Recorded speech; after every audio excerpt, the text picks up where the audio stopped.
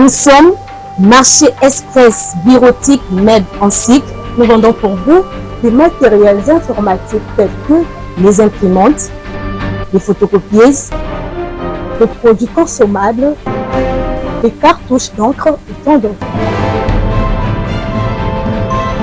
Ici chez nous, nous avons une expertise de plus de 20 ans dans les domaines d'impression et de fourniture de consommables informatiques. Sur tous vos achats en ligne, tapez www.congotonnerre.com.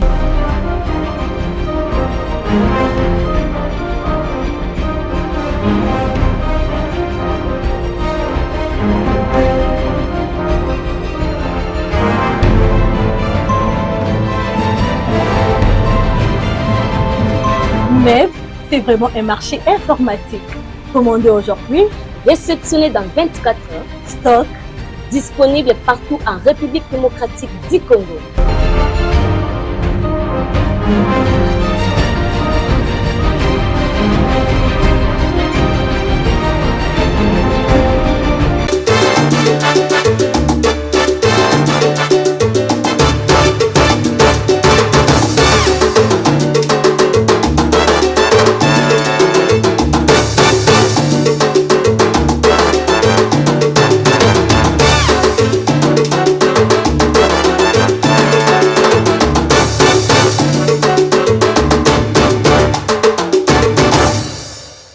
C'est toujours avec excellence dans Bonda Ekolo, magazine d'actualité EP Sabinoba, information sur en temps réel partout à la carte République démocratique du Congo, Botikate Kimi en Kolo Nzambe et Zinga Omabota Mabine, pourquoi pas la bande de Congo Brazzaville, la diaspora partout.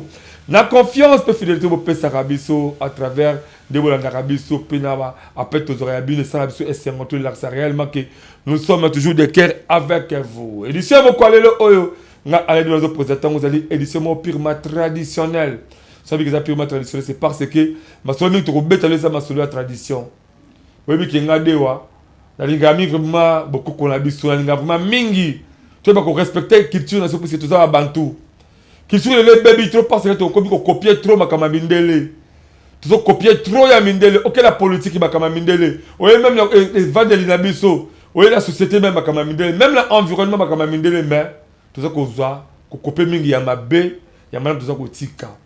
Alors ça serait mieux tout ça on a vraiment mis la culture la mission à Bantou, et beaucoup de choses eux allaient à respect. Eux ça ferait réellement que voilà les Congolais va vendre bazo solo là, eux créer vraiment kimia, pe bomoko ezala kati na biso.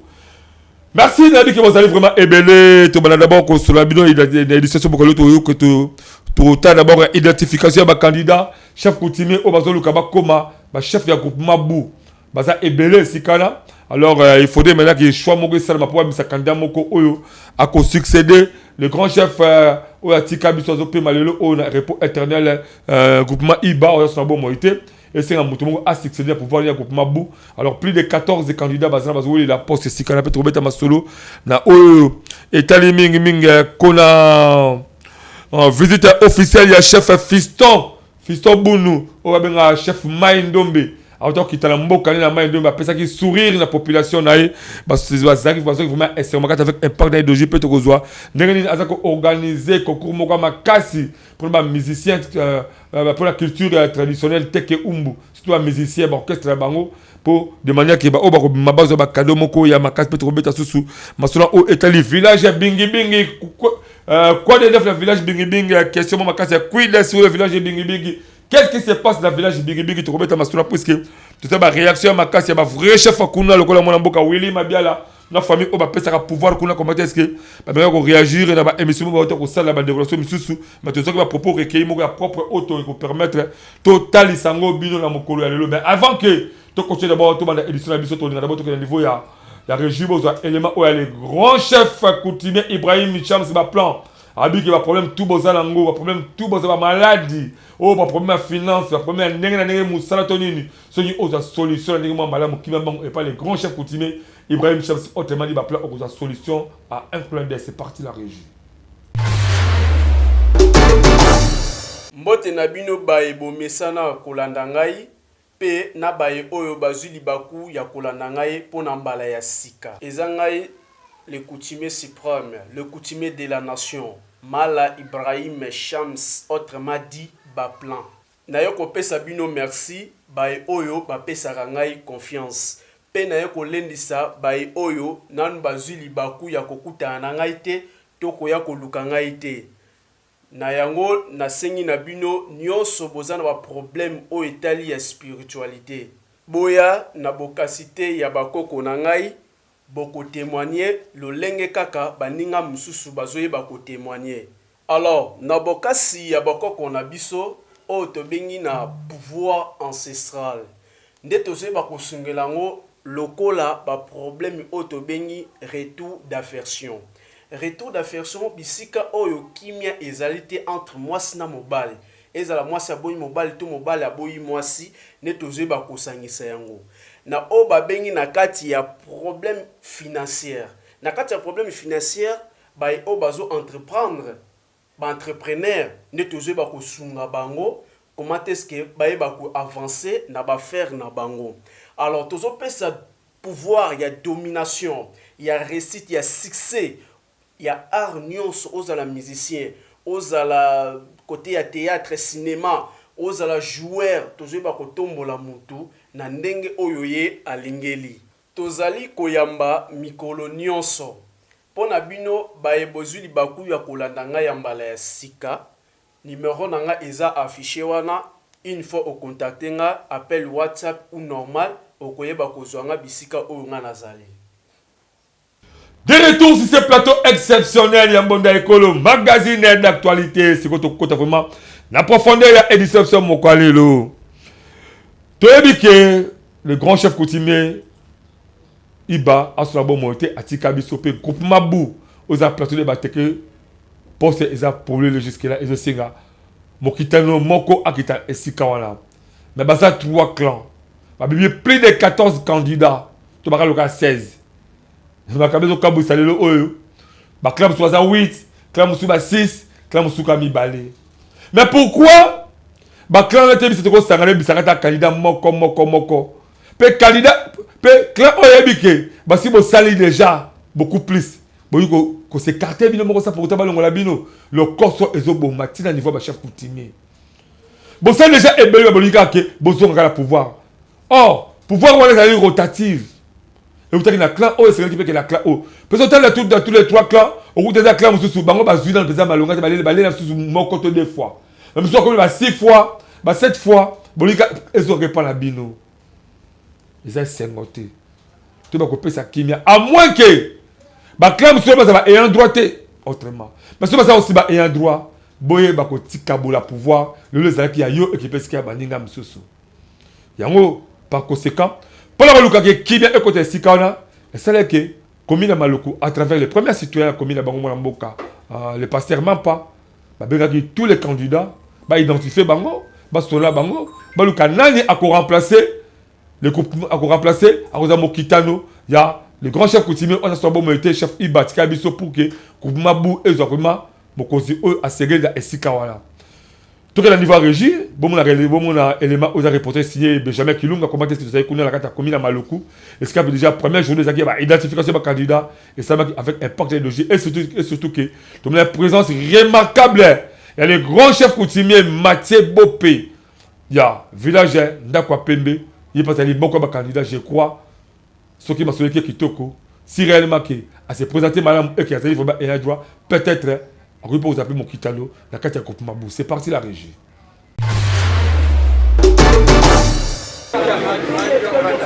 Mon Congo, Boye Baké, depuis que les grands chefs coutumiers les groupes Mabou, Papa Iba, Atika Biso Nase Amoyi Oyo, jusque-là, Mokitani Naye, Nanu Azwamite, Nango, plus de 14 candidats, chefs coutumiers, Bazana course ya Koluka, Kokoma groupement Yabou. Lokola Bazana commune ya Maluku. Les premiers citoyens de la municipalité wana a sangisaki ba candidat nyoso.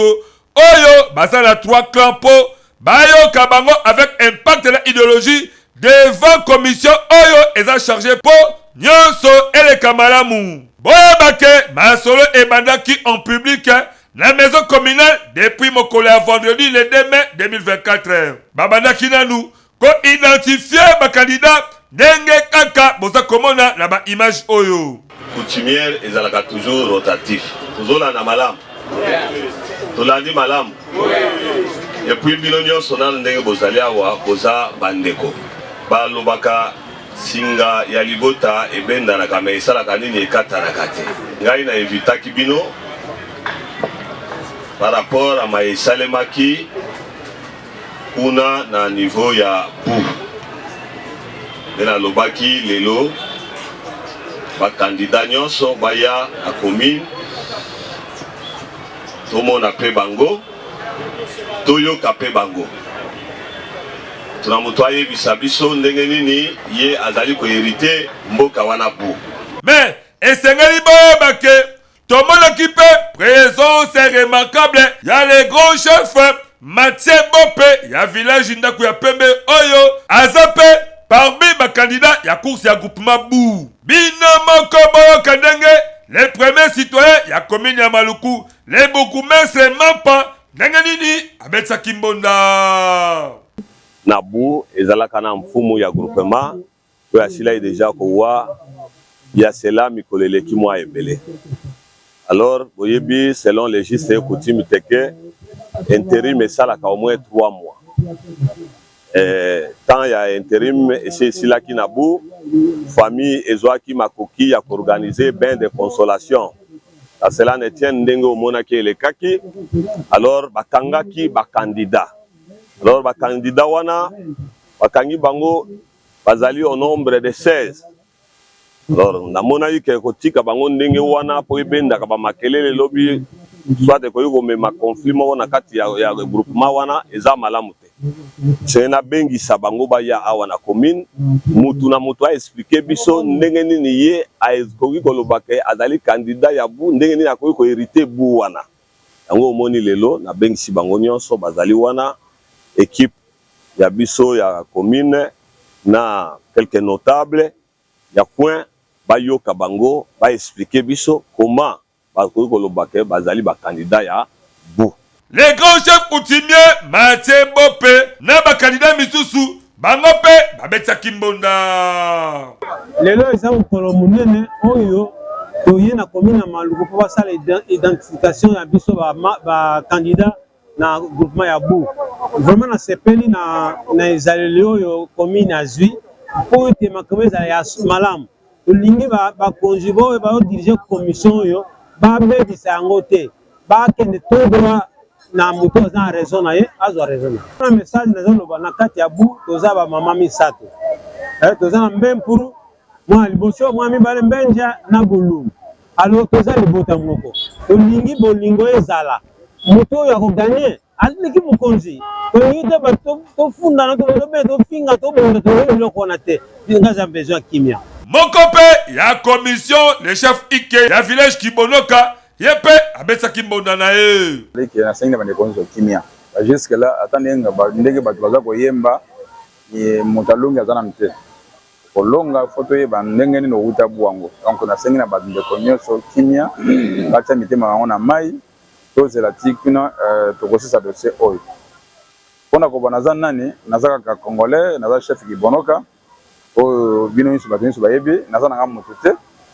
oyo na lengi ba titre te mais tolingi to apporter un plus na makamba coutume na biso na communauté zo kene na kokufa bato abungi nzela tolingi quand même tozong sango ngamu na senga ezala en plein air pour que mutu nyonso amona mutu nyonso ayoka soko koi olo bateko ba koi sanga balinga inga te nde yo moko ndenge ko beta bala na terrain e ko yeba na kewi oza mutu ya bu mais au finish eza bonga moko mutu afana ka moko anye go baye bango ke et puis tango bazoya baza na makanisi ke na ba combat nyonso il y a des choses soit victoire ou défaite. Mais solo oyo toko senga kaka transparence vérité pour un vrai chef abima avec impact na idéologie. En tout cas dossier oyo toza kotali la paix toza kozimele yango biso tobeti sika kambonda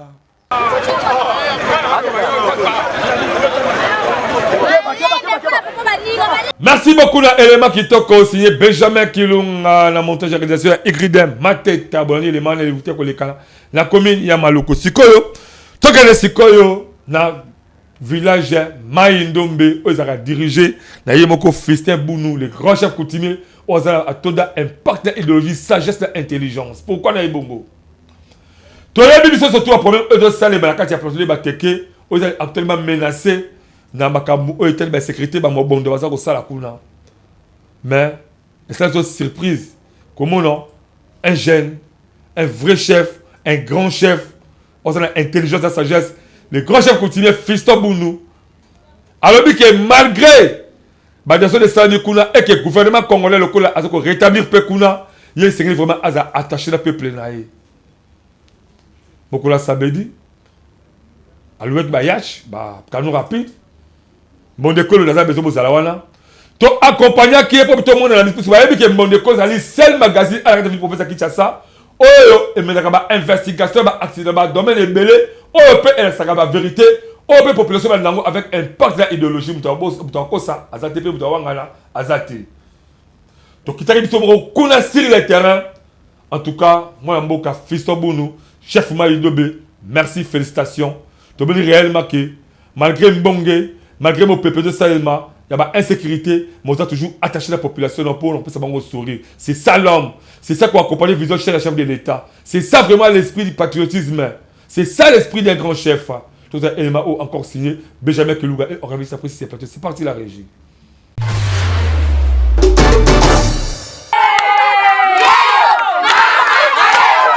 À côté qui, lokola mwana Yesu na Bethléem.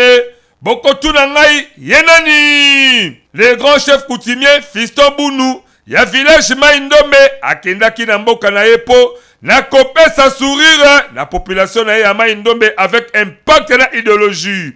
Botala tango akitaki na canon rapide mboka mobimba mobilisé peu déterminé po na koyamba le grand chef avec impact na idéologie.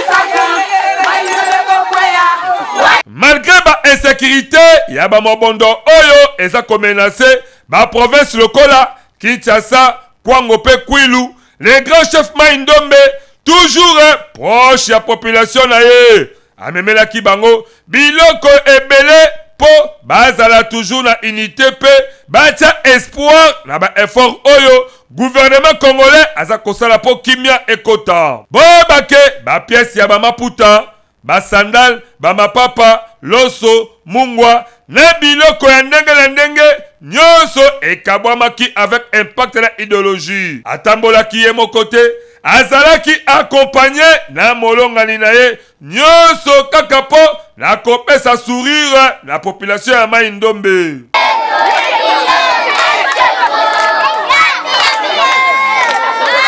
Bino moko boyo kaliboso ya caméra ya Mbonda Ekolo magazine d'actualité ndenge nini Mbonda ebetamaki. Par exemple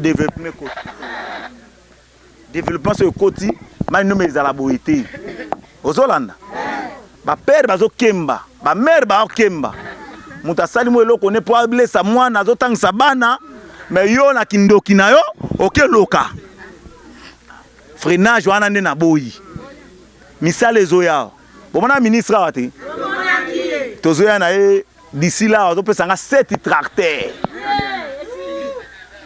ah nazo tracteur ezo salawa mabela mutu eza te okinga mutu wana na atekelaki ye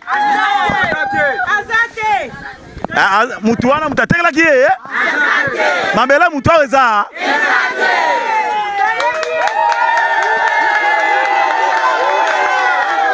Tami keza première fois na sepedi komona bino ngai komona ngai Niclette Mimpa Bango naza muteke naza mwana ngana muteke ya ngana naza musingani na sepeli komona bino na lingana ya le 8 mars mais moi contre ta epesamaki ya ona sepe na bite na ya tati 5e mois avril eleki yango na ye oyo nazalaki nango yango napesi bino esengo te esengo ekozala mbala na ngai esuka te na banda koya tanga moko na oya lokola na moni boye nga mona bando ya tanga nzela makolo na koya mpona za mokete eza bongo te eza bongo na sepeli komona na esengo wana bino moko boyoka ndenge nini population babetisaki mbonda liboso ya kamera na biso na papa fils tosepeli alatisi biso tosepeli ye makasi tosepeli makasi obongisaka mboka na yo soki oye tosepelaka toliaka nzambe azala kati na yo nyonso osali tomoni nzambe azala kati na bino nyonso na mama topesi ye merci biloko ebele mama biso alingi biso makasi na papa na biso fumu na biso ya mboka alingi biso makasi apesi biso bamaputa tosepeli yango oyo tosepeli mingi bamama nyonso toza na esengo makasi mpenza ndenge apesi biso bamaputa tozala biso biloko mosusu akopesa biso yango toza na esengo makasi mpenza nkwame ngangole bio yaliwo biloko nga parmokubu unu mfuma bie bulla bilimo kunu tsetara iburi mukunu tsendonki nde mikonde pete apa bilo tsetara tellement que journée elekaki kitoko bayaki kosilisa nyonso na espace sope kuna nde kolia komela nyonso ezalaki au rendez-vous ezalaka boye chef nde azalaka toujours pene ya population na yepo na kopesa bango esengo sourire na bolingo biso pembonda ekolo magazine d'actualité en tout cas tobeteli chef Maindombe bonda tout po misala na yo epesi solo ya kitoko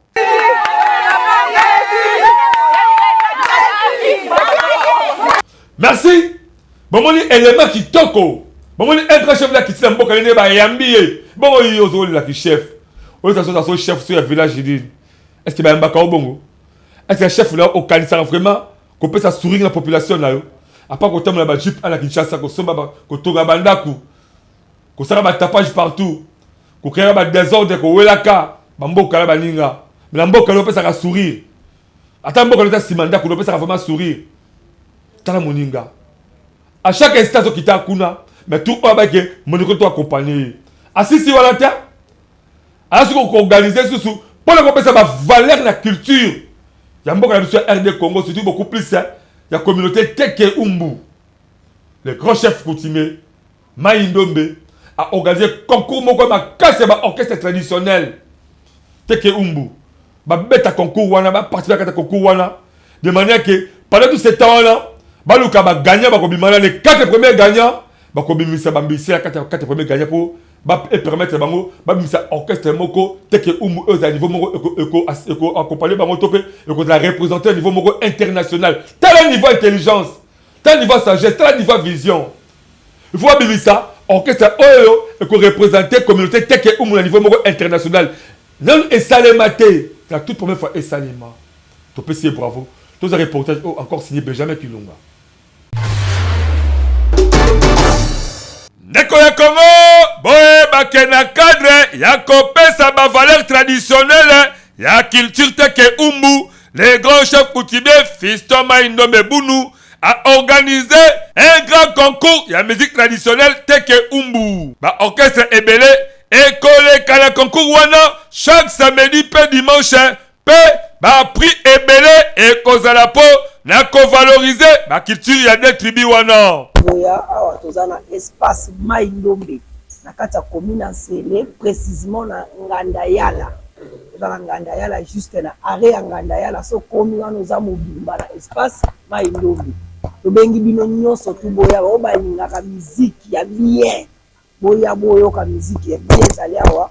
Tozawa chaque samedi dimanche na orchestre na bino bolingaka mingi boya. Et puis tozoloba bien entraîne à biso za nango gratuit. Mais juste consommation na yo so komi pona orchestre na yo. Donc ozo consommer bouteille na bière bazo pointer na orchestre na yo ozo soutenir. Bon, message na opesa monka ba ya ba vivre ba soutenir ba artiste na bango na ko voter bango par nombre de bouteilles. Donc vote ezaka bouteille ya bière. Zone bouteille ya bière au voter mutino sepela na ye. C'est ça bon. Bino Mokobo Kanagani, les grands chefs Maindombe Abetsaki Mbonda. Merci. Concours ezaya bateke wum. C'est ka pon bateke ya biso ya côté da bateke wum. Na luki bati ba orchestre bati lumbu na zi bango te na ba téléphone. Mais ceux qui va kolana na état de eke baya na Fondation Maindombe Bomoko, président de la Fondation Maindombe na yeyo na sengi bino boyi. Boya ko komisa pour tout ça concours ensemble. Pour nous sommes à 3, 5, 6 orchestres, mon quoi tu calaté. Numéro dans un téléphone est à 081 49 17 295. Ce qu'on m'a bien rappelé, c'est 090 49 17 291. Oui, il y a des questions. Et oh, ils ont concours, mais ils ont un massan. Ils ont une boisson. Boisson, il n'y a pas de mélange. Tout qui a déjà la possession, il y a tout ça la partenariat. Et ça, manifestation, nous avons autorisation à l'hôtel de ville, nous avons autorisation à ministère. Et pour qu'il y ait 2 mois, 4 mois, ils ont dit c'est tout ça concours. Net madiabo ça là, comment on a madiabo on est ça là va concours. Net concours on a ça. Il y a un député la chef coutumier. Boya, tout ça la concours. Banda plateau, tu vas à la plateau, banda mouteke, tu vas à mouteke. L'orchestre, on a ça va concours. Tout le monde va concours à Mamadiabou, va concours à Boy. Pourquoi il y a dit ce mot que tu salaté? Tu vas te dire que tu as dit que papa, maman, yango yo soutenir orchestre yo linaka. Aya boya to sangana nazali boko moko nazanga moko. Boya 2000 na o esale loko, 3000 na o esale loko pour concours. Merci. En attendant, ba orchestre misusu et rejoindre ba groupe Oyo, programme Ezaboe. Le 10 mai, Manu Makuru akobeta contre Otankumu. Le 11 mai, Moutsengatwe contre Zinde. Le 17 mai, Bongo Ekozala Oluono Yara libéral na Oluono Yara Mususu. Pe le 18 mai, Antibize bakobeta contre Kimume. Le 24 mai, Ekozala Bongo Butabukara contre Idunga. Pe le 25 mai, Okwai Otikali Ekozala Bongo Bwezebo contre Mando Manzo. Biloko ya boye, en tout cas, bon di belangai que il faut oser kaka un gros leader la communauté Oyo, Otonda Bolingo, Lokola, les grands chefs Maindombe. Bobake, ba activité nyoso, Eko Banda Koleka, na salle polyvalente Maindombe Oyo, et Zouami na commune en seul sur boulevard Lumumba Pe, référence à Rengandayala. Fisto et Bounou Maindombe, Yebake osa danser, osa vraiment un vrai chef coutumier Oyo Biso. Tobetelio Kakambonda. Merci la mwana mboka le chef Maindombe na ba initiative qui tokozo la kisa Oyo. Ba initiative mo louable. En tout cas, Zamba Bakoko abatela yo, apesa encore maïle pour que aucun liboso. Mais avant de continuer, édition autour de ce dossier Bingi Bingi, tout cela nous, sport publicitaire Oyo, il y a Congo Tonnerre, ceux qui ont besoin, au Somba, ma matériel, surtout il y a informatique, il y a ma bureautique, il y a ma cassi, partout aux alliés, même quand en ligne, tapez kaka, congotonnerre.com, au Koza, matériel surtout ezaka la bango, il y a Sika, tout il y a occasion d'Europe, il y a primo copirement promotionnel. Mais ça vraiment expert, plus de 20 ans dans le domaine voilà. Tous les sports publicitaires pour toujours enregistrer après ces plateaux pour que tu continues l'édition avec un partenaire idéologique. C'est parti la régie.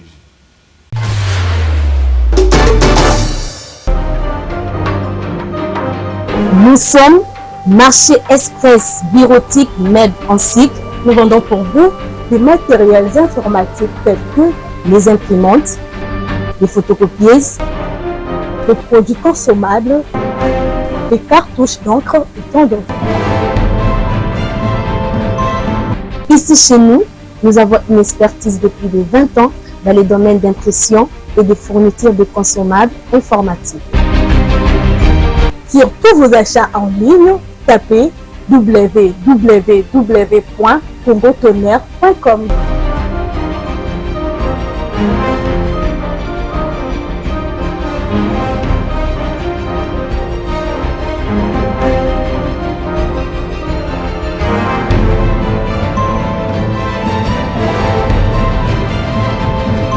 MEB, c'est vraiment un marché informatique. Commandez aujourd'hui, réceptionné dans 24 heures, stock disponible partout en République démocratique du Congo.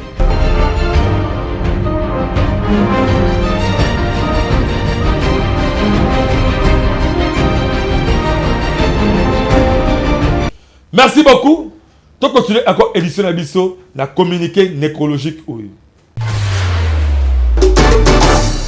Communiqué nécrologique. Famille Elea Bazana Mawa yakoyebisa la mutu nyonso liwa ya mwana noko papa yaya na bango na kombo ya Jean-Pierre Elea oyo azalaka pe pasteur azalaka pe un grand notable ya communauté ngui boyebake Jean-Pierre Elea azali susu na bomoi te ba programme ya bokundami epesami boye veille mortuaire ekosalema bongo le 8 mai 2025 animation ekosimbama na Mbonjing International pe Angui Folk. Nyonso ekosalema na salle ya Saint Bosco oyo ezala masina Petro Congo. Le 9 mende ekozala mukolo ya bokundami. Communauté Ngui tope mwana nyonso ya Mongole ayebake Jean-Pierre Elea azali susu na bomoi te.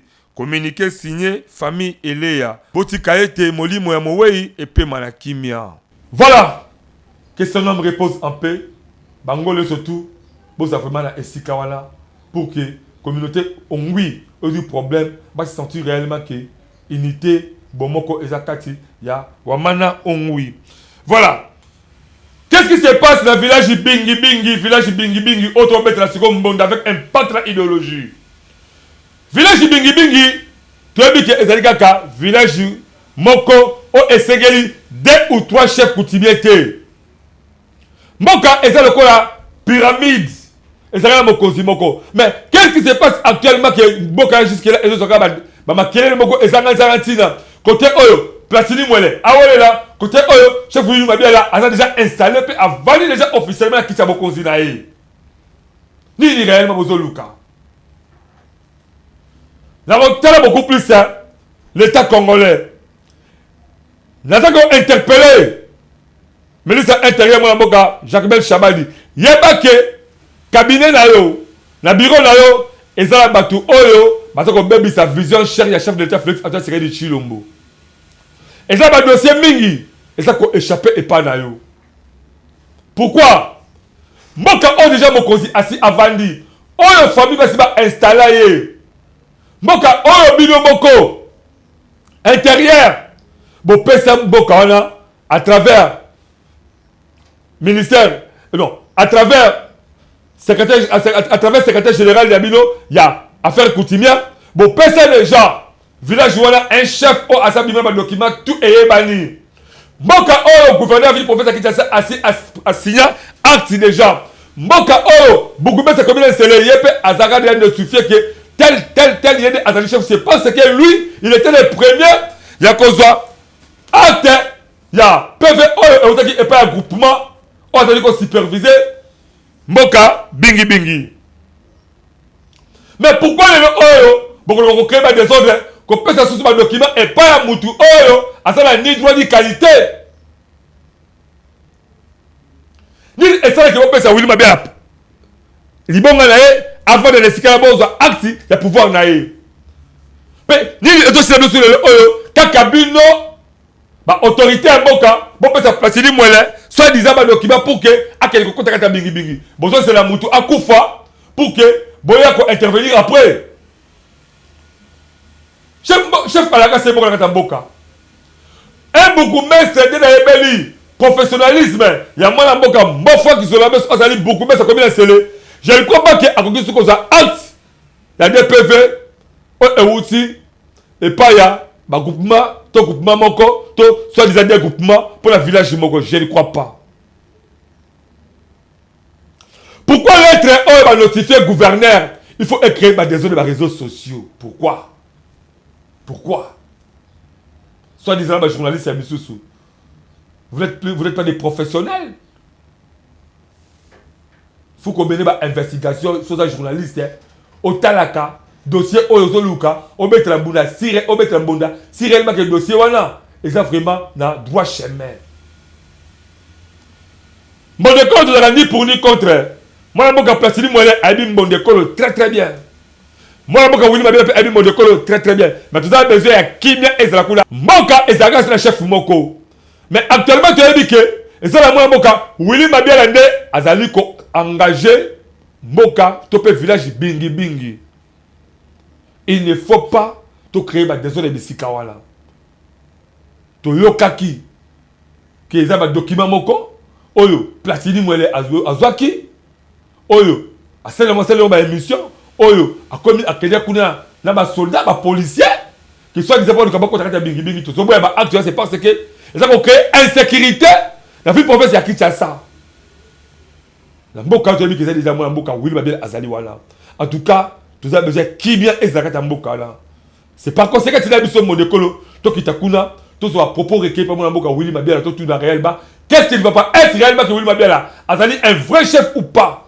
Mais tout ce qui m'a proposé naï pour présenter par la bino mobo landango, mon homme de ce azali a tiré les sons dans ma maintenant pour requis auto présenter bino ya Willy Babia. Je crois à partir de là tu royeba qui est le vrai et qui est le faux. C'est parti la régie dans l'élément signé Benjamin Kilunga.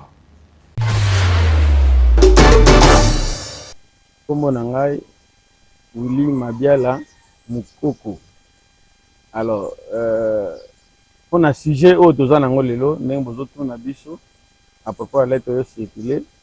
Là, na ligne na carte comme expliqué mingi te pona milongi ça.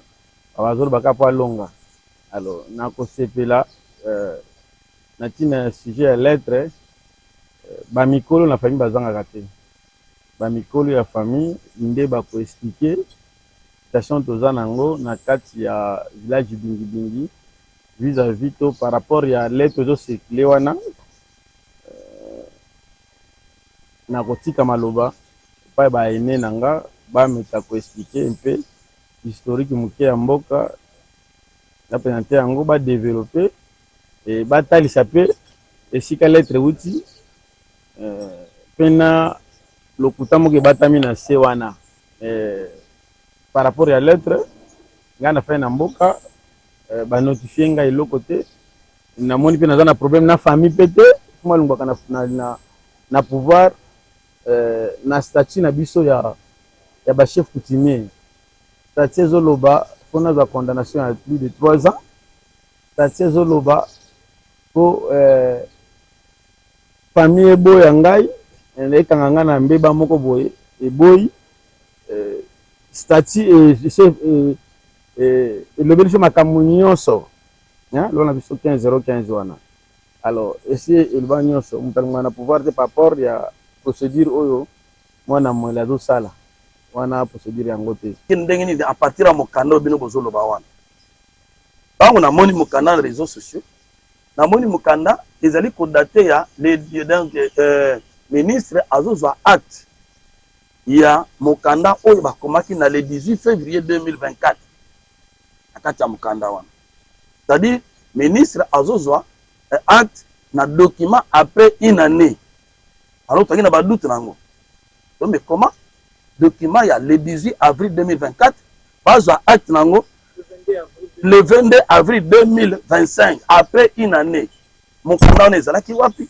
ebombanaki wapi nzokande mokanda wana maître aza wana basi ba annula ba jugement oyo bango bazali ko évoquer wana journaliste aza moto asalaka ba investigation nalandi émission collègue na bino moko asalaki à propos ya Platini biloko alobi na kati bete esalinga passe na motema d'abord azolobake ndenge nini bourgmestre aza ko respecter mitindo ya bakonzi te prendre acte ndenge ezali ordre bapesi bourgmestre ça c'est un si acceptons que ezalaki vrai que le ministre a pris acte nde yango ezalaki recommandation bapesi bourgmestre ke aya ko installer sa ni Platini wana ya liboso Yami Balé.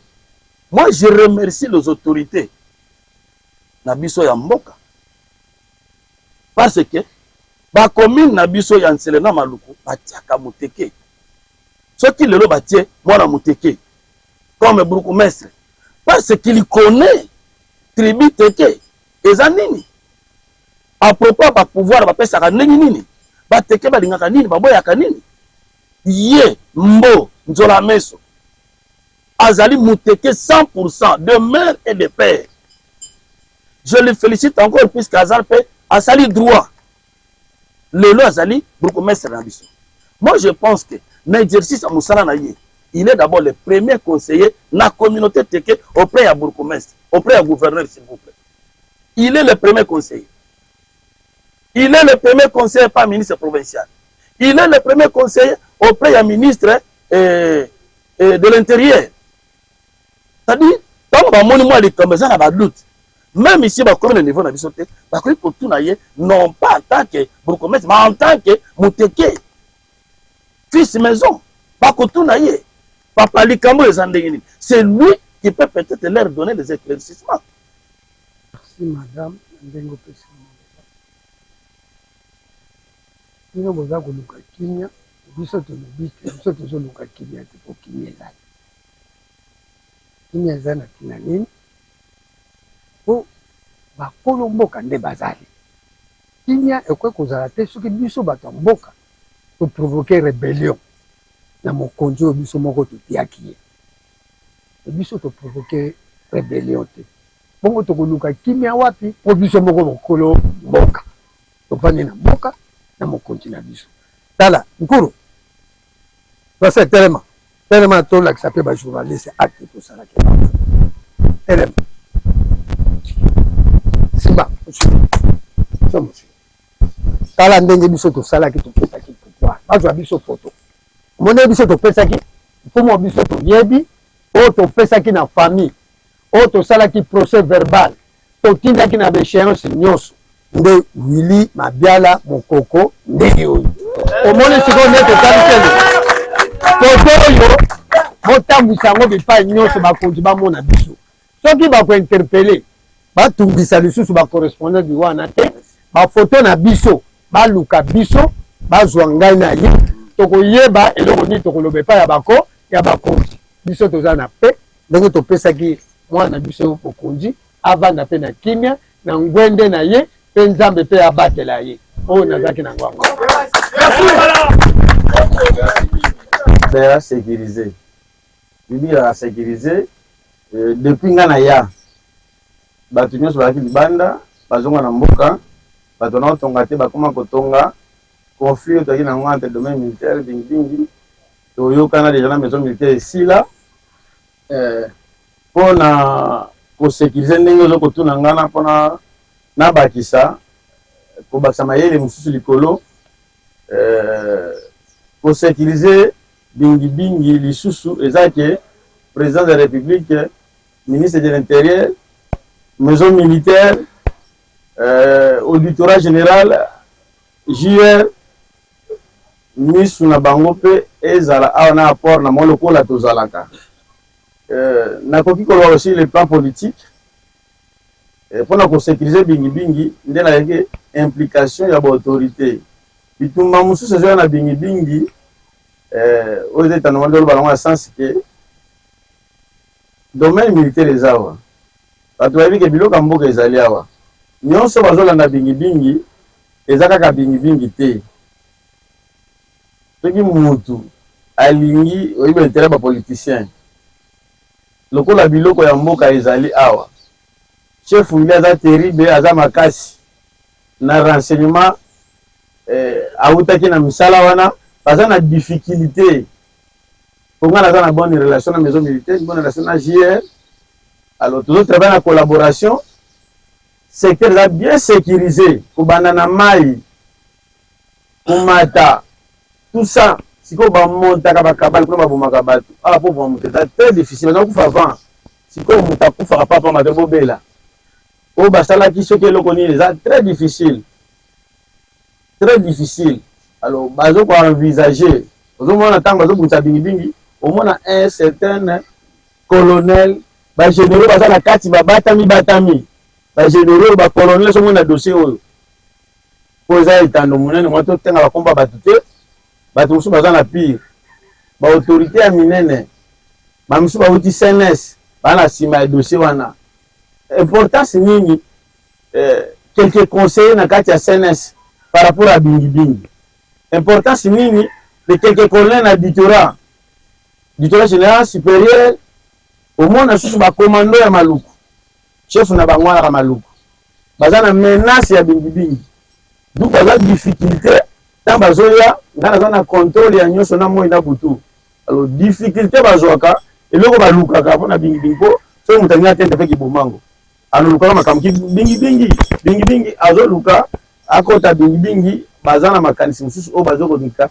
batya mokonzi ya mboka azala na kimia te nde okomona kata bitumba bingi bagénéraux bacolonel baconseil bapoliticien misusu baza na kati likambo ese esilaki na ntango ya selo toza na banoti awa oyo basali baréférence wana aselo nde asisaki likambo ya bingi na époque na ye mais ntango aselo ake Peter Kazadi ye balamusi susu dossier omoi bapoliticien bagénéraux bana kati likambo ese esila Peter akei toza na lettre ya Peter awa oyo azokisa bato ke likambo ya bingi ese esila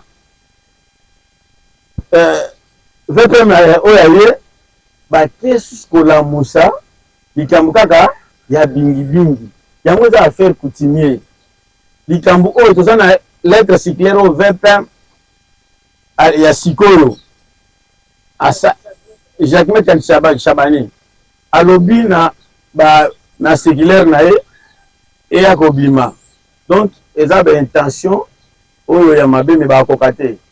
Merci beaucoup bolandi élément wana bolandi ba réaction ya mwana mboka Willy Mabiala pe bomoni ndenge nini pouvoir epesa baka na famille na bango bazo ko reconnaître réellement que c'est famille mobile bazo reconnaître que pouvoir wana ezali ya Willy Mabiala pour la bango famille même pouvoir au seulement mwele azalaka lango ezalaka famille ya famille na bango te donc platini mwele bazue bakotia ta famille alors azali qui propre ya Willy ya seulement mwele grand frère akufaki platini mwele azalaki pour na intérim a joué rôle intérimaire asaki ba intérim et silaki donc azal plus na occasion ya comme chef coutumier la kata mboka c'est parce que asaki déjà intérim ya grand frère oyo azal sur la bonne moitié actuellement famille bango récupère pouvoir na bango ba pesa et peu mboka Willy Mabiala soki platini mwele on qui réellement que ba propos était tenu wana et c'est pas société benga biso na ba numéro zala mais ko créer débat ko créer des ordres de tali ça réellement so zali info je pense que to boy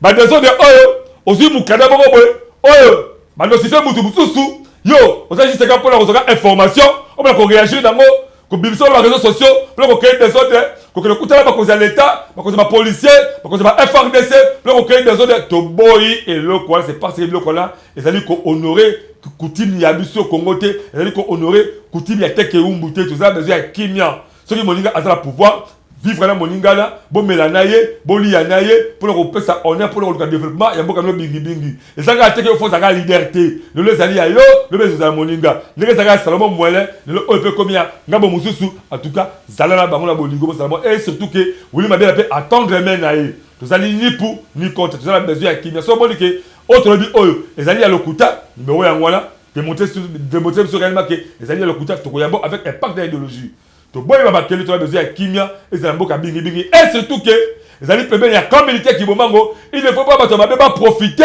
ba ko sala ba kata camp ba ko kanga kayo bilo ba autorité à l'état ba autorité politique administrative bonti ka ko kota kata mabota ya batu boko auta kata famille autaka na bureau à l'état te yobel autorité à l'état ba ke on s'appelle la culture on s'appelle la coutume na yo on s'appelle la mboka oyo utela oyo ko linga basela mboka na yo te on s'appelle la mboka moniga te to lingi kimia ezala na mboka oyo surtout beaucoup de vie pour faire Kinshasa bateke ba umbu bazara mutu moko bateke ba umbu bazaba ta respect ko la boko zima kamwa esa salité trop je crois beaucoup version auto présenter mino yangwala pour comprendre qui y est le vrai et qui est le faux. Nous sommes arrivés au terme de l'édition de Bokalo Zagi purement traditionnelle. Merci à Benjamin Kilunga Zagi sur ma caméra. Merci à Egrid Matita Oasimi réalisé sur le montage. Beaucoup de gens s'abonnent à ma chaîne YouTube de ce monde école officiel. Peu d'activités la vidéo Bobenga Bisso. Tokoya to Lexango. On se retrouve prochainement à l'édition de Sika. Je vous aime beaucoup plus. Bye.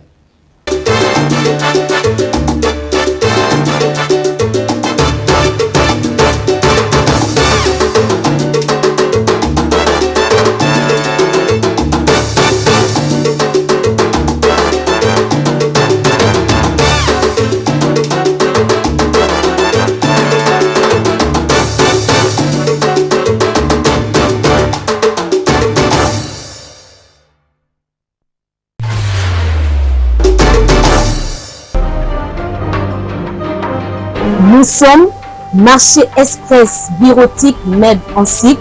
Nous vendons pour vous des matériels informatiques tels que les imprimantes, les photocopieuses, les produits consommables, les cartouches d'encre et tant d'autres. Ici chez nous, nous avons une expertise de plus de 20 ans dans les domaines d'impression et de fourniture de consommables informatiques. Sur tous vos achats en ligne, tapez www.congotonnerre.com.